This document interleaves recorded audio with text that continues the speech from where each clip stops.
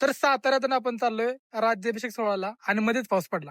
तर नमस्कार मित्रांनो, आता आपण चाललो आहे साताऱ्यातून रायगड. बॅग तर भरलेले, आता बॅग भरून आपण जाणार आहे सातारला, म्हणजे परशाकडे घेऊन आपण त्याला पिकअप करणार आहे आणि डायरेक्टली जाणार आहे रायगडला. गाडी काढून पोहोचलो आपण डायरेक्ट परशाच्या घरी. इथं पोहोचल्या आपला प्लॅन झाला जरा सातारमध्ये खरेदी करायचे, तर परशा म्हणला चला आपण जाऊन येऊ. सातारमध्ये पोहोचलो, तिथलं आपण काम केलं. तोपर्यंत विघ्नेशचा फोन आला, कुठं आहे सातारमध्ये.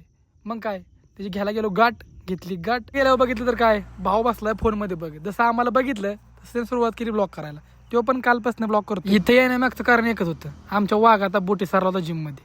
तिथनं वर गेलो जिम मधनं घेतला बूट, आलो खाली. सातारमधनं आलो घरी आलो. परशा म्हटला गाडीला झेंडा तर पाहिजे. मला म्हटला आपल्या गाडीला झेंड्याला आपल्याला काठी लागेल. गेलो रानात, तोडली काठी. तेवढ्यात काकाने आम्हाला गाडीला झेंडा बांधून दिला आणि आम्ही तिथनं डायरेक्ट झेंडा लावला आणि चालायला तयार. घरातल्यांची गाठ घेतली आणि आता इथनं आम्ही दोघं चाललो डायरेक्टली सातारला. तर बघू कसा प्लॅन होतोय पुढे. सातारमधून नुसताच बाहेर पडतोय, तेवढ्यात आम्हाला गाठलं पाऊस. सातारमधून बाहेर पडत होतो तेवढ्यात पाऊस आला, त्यामुळे एका ठिकाणी थांबलो. सुरुवात झाली, निघालोय आम्ही रायगडला आणि मेड्यापाशी आलोय. पाऊसच नुसता झालो.